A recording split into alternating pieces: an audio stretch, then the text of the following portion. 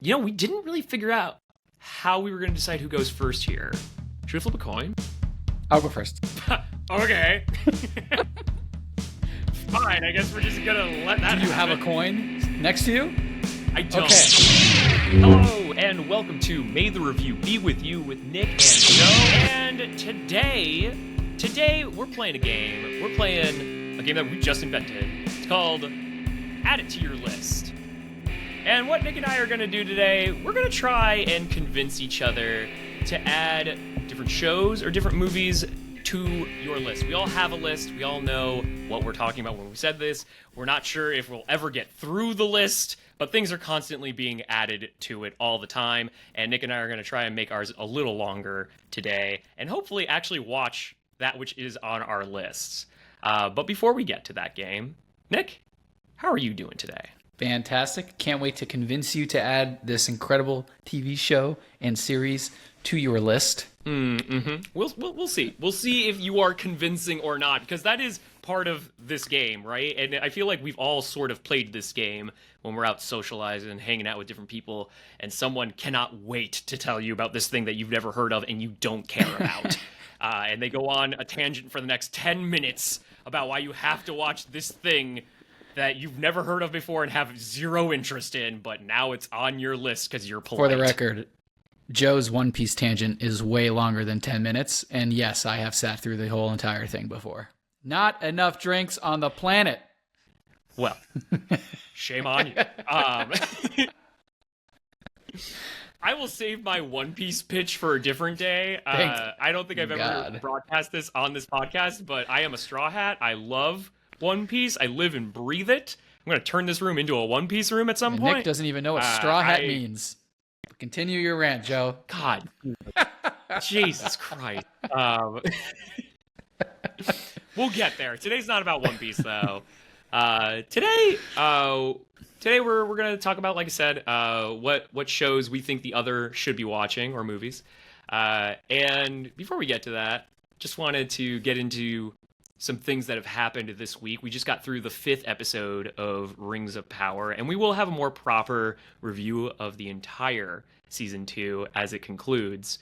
We just finished our midway point on Rings of Power, so if you haven't heard that, go back, take a listen. It's pretty good. We got some theories going on that, and definitely some strong takes and opinions. Nick's got a particularly strong one right now on Celebrimbor. I know you're such a big fan of him, Nick.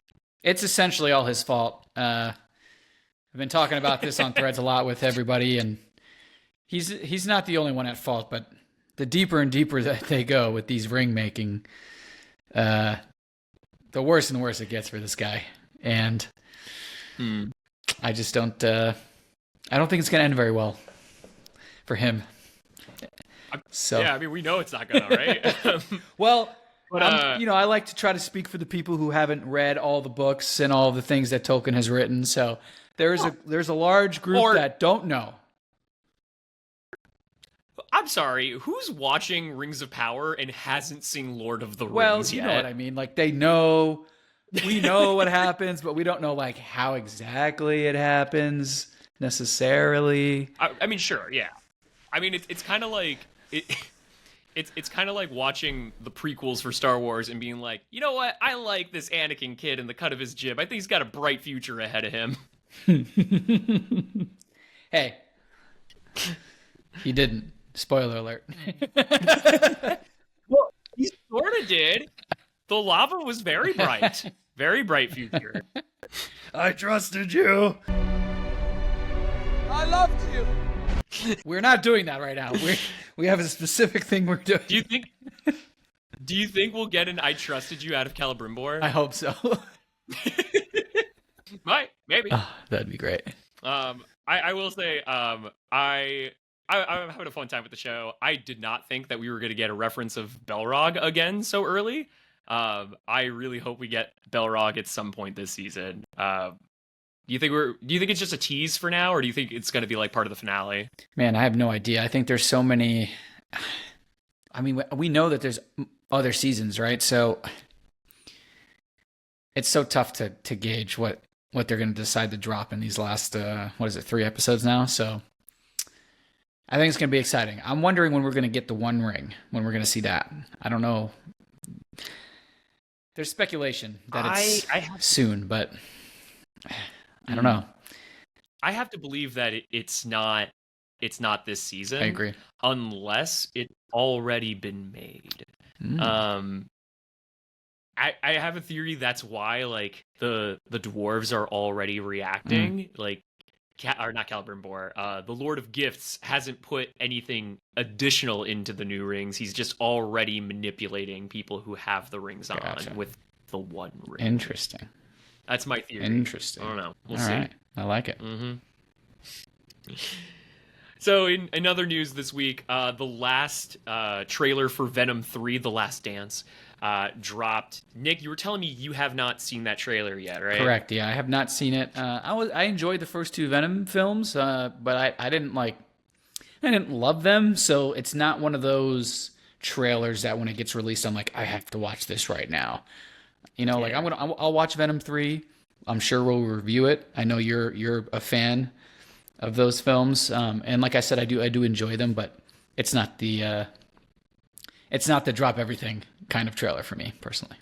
No, I feel that. I think the Venom movies in general are like solid enough. Like they're fun popcorn flicks, right? They're not something I'm dying for either. However, I do love Tom Hardy's chemistry with Tom Hardy as both Venom and Eddie. It's super fun. It's like the worst buddy cop movie ever, and I'm here for it. I love how toxic their relationship is. It's super fun. We're getting a really popular Venom villain in this upcoming trailer, or not the trailer, in the upcoming movie. But we got a look at him, sort of, in the latest trailer, Noel the Symbiote God, and that I'm kind of surprised that we're doing that. There's some people talking about whether or not that this may connect to the MCU, since like this type of villain it's a Thanos type villain for the symbiote storyline or like the Venom storyline. Like he's like the big bad, you know?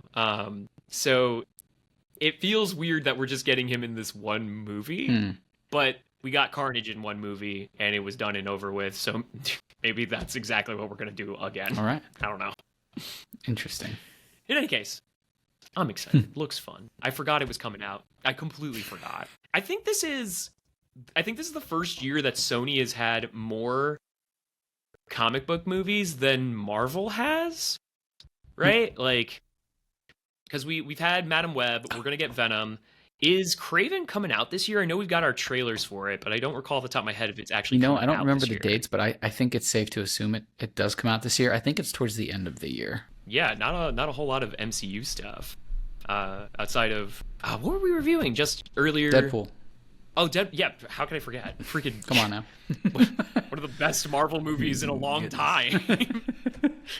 Goodness gracious! It just went bye out of my head. Kraven the Hunter comes out December 13th, for the record. Okay, cool. Yeah. So yeah, 3 different Sony films this year. I think it's the first time that's ever happened where in their franchise.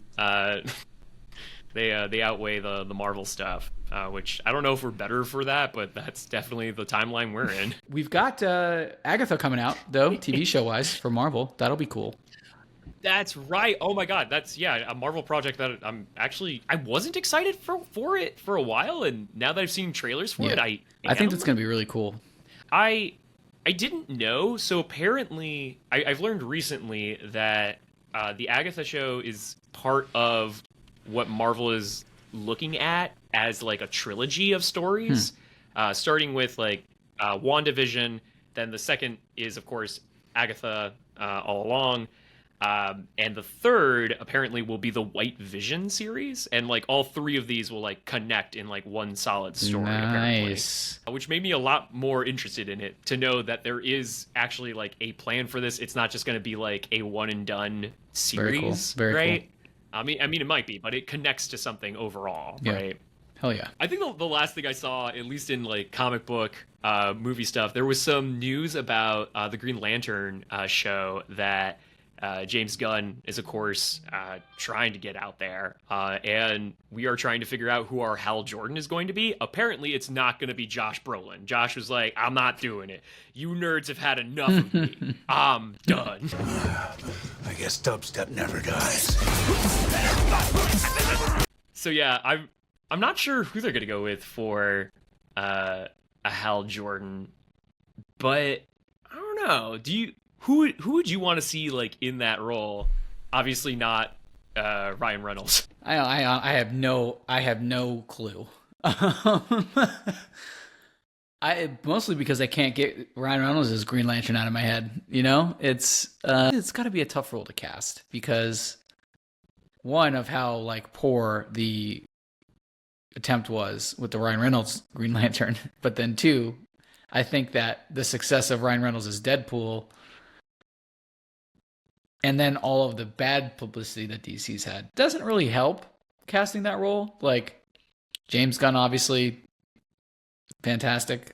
But the jury's still out on his DC universe because we really haven't seen anything yet. So, that's tough. I got nothing. I honestly have no clue. I hope you have something. I do.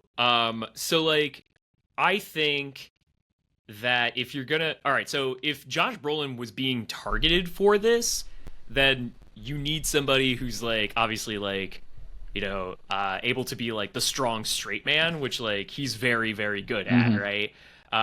So I think you're looking for like a Matthew McConaughey, something like that, Man. Who can still like deliver like, you know, comedic lines. Personally, if I were to like wave my wand and have a Hal Jordan, this will never happen because he's already been involved in like the DC universe. But I think Chris Pine would be like a perfect Hal Jordan. Oh, nice. Because he's got to be like handsome. He's got to have like the jaw, and like you got to believe that he just like walked off the set of Top Gun. But like he's got to have like that strong like confidence and like straight man. You just mentioned the word Top Gun, and I thought of. What about Glenn Powell? He's having a moment right now. Very much so. Actually, that's a good choice. I could dig Glenn Powell. Him or Matthew McConaughey. I don't. There's no way. No, Matthew McConaughey. I do not want to see him play a superhero. That it would be just too weird for me. Can't do it. Nope. Mm-mm. All right, Nick. Moving on. Sheesh. All right, Nick, I believe it is that time. It's time. Where we're going to play On Your List. Okay, so as I mentioned at the beginning of this podcast, the idea is Nick and I are going to pitch to each other our elevator pitch for what show or movie we think should be on the other's list. We'll get our opportunity to do so, and then the other person will get to ask 3 questions about show or movie to see if it actually interests them or not. We will judge the success by this, whether or not we're actually going to add it to our list. So that's where we're at. We didn't really figure out how we were going to decide who goes first here. Should we flip a coin? I'll go first. Okay. Fine, I guess we're just going to let that happen. Do you have a coin next to you? I don't. Okay. I don't. It's 2024. No one has coins on them anymore. Jesus. Suggest a coin flip. Doesn't even have a coin. Not even prepared. I don't know. You seem like a coin guy. I don't know. Oh, my coin is buried underneath the house in the backyard. Good to know. Find it when all of this goes to hell. All right, Nick, give me your pitch. What do you got for me? All right. This is a show that you absolutely need to add to your list. Silo, TV series on Apple TV, based on a book. Oh yeah, bro, I've seen it. No, you haven't. No, I haven't. No, you haven't. I know you haven't seen it. I haven't seen it. You damn liar. You need to see it. Based on the book series. Based on the book series by Hugh Howey. 3 books starring Rebecca Ferguson and an absolute stellar supporting cast. Rashida Jones, Tim Robbins, Ian Glenn, Harriet Walker, Common, many, many more. In a ruined and toxic future, a community exists in a giant underground silo that plunges hundreds of stories deep. There, people live in a society full of regulations they believe are meant to protect them. Basically, it's a society that has lived underground in the silo for hundreds of years. They've never been outside, and there's only one way to go outside, and you have to speak the words, quite literally, I want to go outside. And it's like basically putting yourself in jail, but except worse, because the second you go outside, you suffocate because the outside world is toxic. That's season 1. There's only one season so far on Apple TV, but for you people who hate starting TV shows that only have one season, the good news is season 2 comes out November 15th of this year. So we're very close. It's the perfect time to start a new show and then get the second season coming right up after. That's a solid pitch, Nick. That's a solid pitch. Okay. I am interested. Let me ask you this. My first of 3 questions. Who's the most interesting character on the show and why? Tim Robbins plays Bernard Holland, who is the head of the IT department in the silo. The thing that's really interesting about him is the IT department is not as it seems. And so he has to essentially partner with, the mayor and sheriff of the silo. And there's a lot more like political turmoil at play here. And I don't want to give away anything else, but the IT department, not just IT. Making IT like shadowy figures is actually a really good idea. What is it about the show that drew you in? We were looking for something new to watch, and then we had heard a lot of awesome things about like Apple TV and a bunch. They've been pumping out TV shows. I don't know. We haven't seen too many. Obviously, like Ted Lasso is fantastic. The morning show is really good. And we were just looking, and we liked the summary is like super interesting society that essentially lives underground because above ground is too toxic. And so really interesting way to tell a story, right? When you've got this complete, like, you've boxed yourself in to this, 100 levels of a silo underground. And that's where you have a story to tell. You can't go anywhere else. So really interesting kind of premise. So in television, when you have characters that don't leave a room, that's called a bottle episode. And usually I always love a bottle episode because you get some really great introspection from characters in those episodes. Like The Fly in Breaking Bad is a great example of that. It's probably my favorite Breaking Bad episode. So the concept of that revolving around a show in and of itself is interesting. Nick, what is the worst part about this show? For me, the worst part was the cliffhanger, the end of season 1, because it's been over a year and a half since we've seen it. Brutal. But the good part for you and everyone else watching and considering adding it to the list is that season 2 comes out in 2 months. So you don't have to deal with the long waiting period that I did, and you get to check it out. It's a decent pitch, actually, and you know me, so what chords to strike here. I am definitely interested in said pitch. I will add it to my list. Congratulations. All right, homie. Yeah. All right, homie. I got one for you. Okay, so my pitch. So Nick, you like fantasy. You'll enjoy Lord of the Rings, right? We enjoy the fellowship, the party that goes off on an adventure together, right? Okay, so imagine the party, right, together, and they go into a dungeon, and we're out of food. What should we do? Should we go back? Should we eat terrible elven bread? I don't know. Maybe we should eat the monsters that we find in this dungeon. I am pitching Delicious Dungeon, which is an anime that was released earlier this year. It was part of a manga that was published 10 years ago. I had never heard of it before.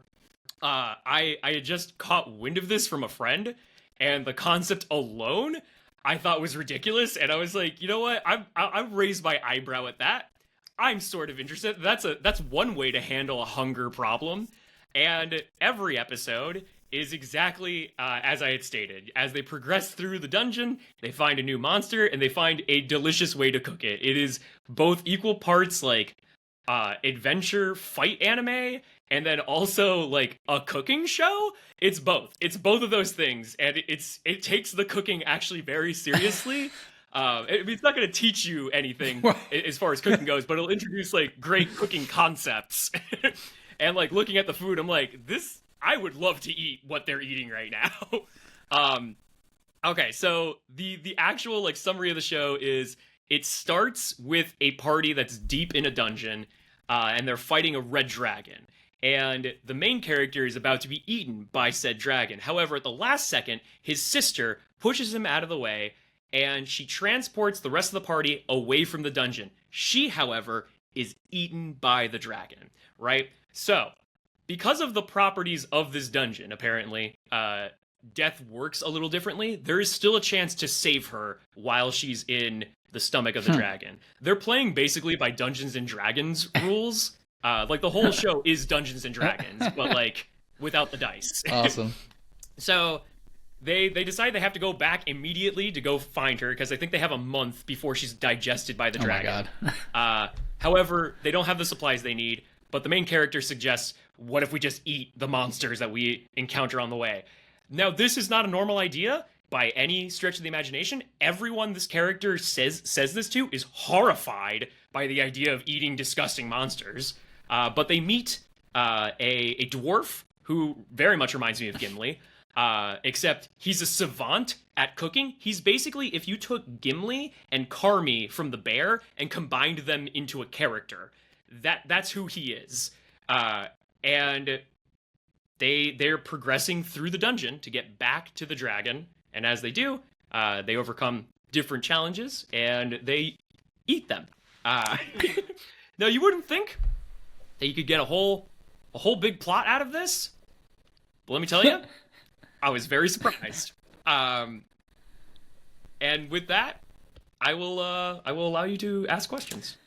Well, despite it being anime and me not being a huge fan of the genre entirely, I am intrigued. This is going to be an uphill battle for you, though. Because not only is it not I know, I'm taking a big This swing. is a movie as well? Is that what you said? No, it's a show. Okay. It's a show. How many seasons? It is, so the first season just came out. It started in June, and we are... The whole first season is 24 episodes. God. It is a lot. Let me tell you, it does not feel like a lot. Each episode is like a little morsel that you get to enjoy as you imbibe on like this immaculate dinner that's been provided for you. I'm realizing that I wasted one of my questions. Not wasted, but one of my questions was not, how many seasons is it, but it is a question. So technically that now counts as one of my 3 questions. So I'm going to have to nix one of the other ones I had for you. Did that to myself.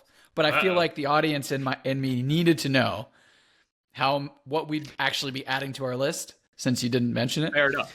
So, right. Anyway. Like if you were pitching someone One Piece and you didn't say it was over 1,000 episodes, that's sort of a dick move. Sorta. Similar shows or genres you've enjoyed? Oh, great question. So I guess like to be fair, if you were to compare it to like animes, it actually feels really different. It's really refreshing in that way. The animation comes off very different. Like the drawing style doesn't really feel like anime. And a lot of anime tropes are kind of absent in this show. However, the adventure aspect is really fun. It's a really creative show. I don't want to give away too much, but I am a sucker for great world building. And this is a show that really loves to take a concept that sounds familiar to you and enjoy it in a different way. For example, there's an episode where they come across living armor, right? And the main character says, "We should eat the armor." And the other character says, like, "You're an idiot. Like, it's armor. You can't eat it. It's metal." Only for us to discover that this armor, this living armor, it's not possessed by a ghost of some sort. Rather, it is a mollusk-like creature that has crawled into the armor and is using the armor to defend its colony.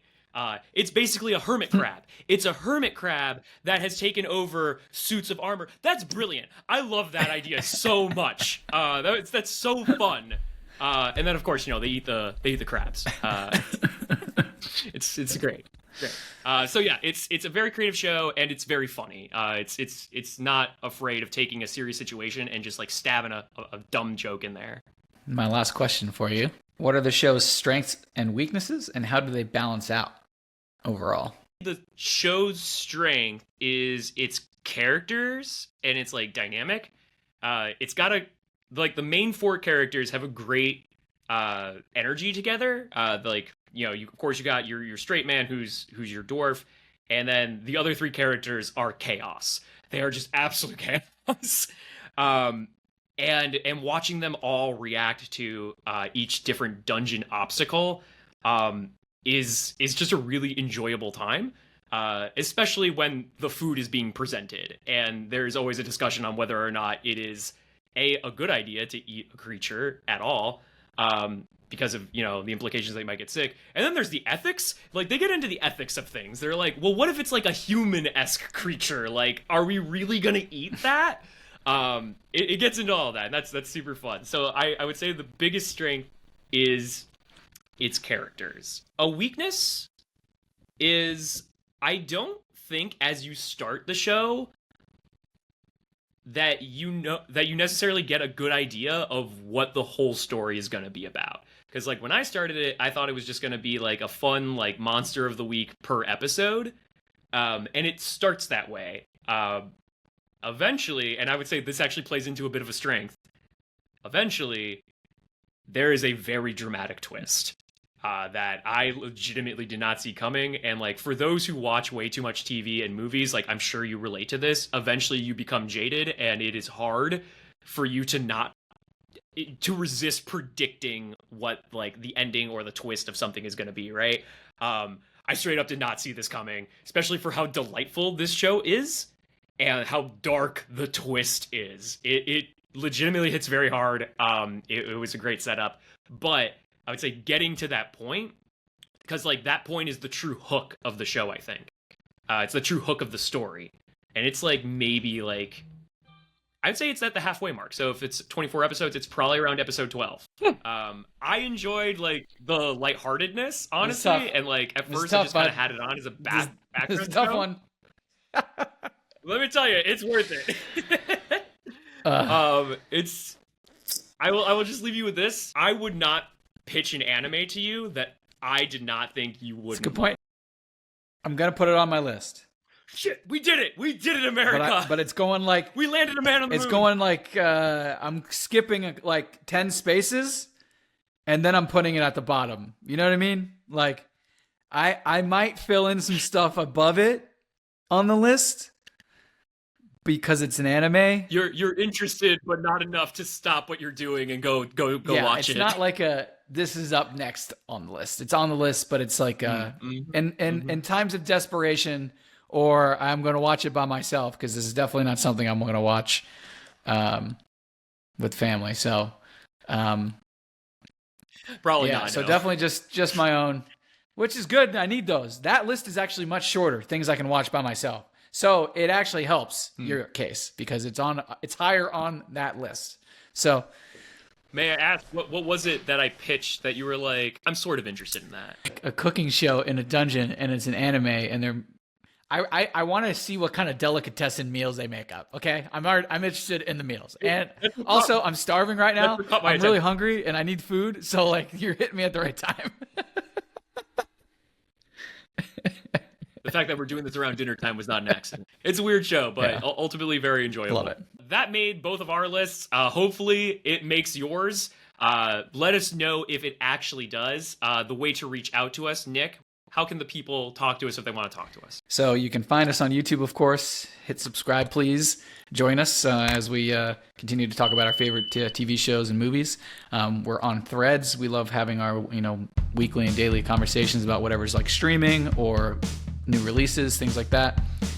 You can also find us, of course, like on Instagram, but mainly YouTube, Threads, and then wherever you listen to podcasts, hit that follow button. And until next time, may the review be with you. Peace.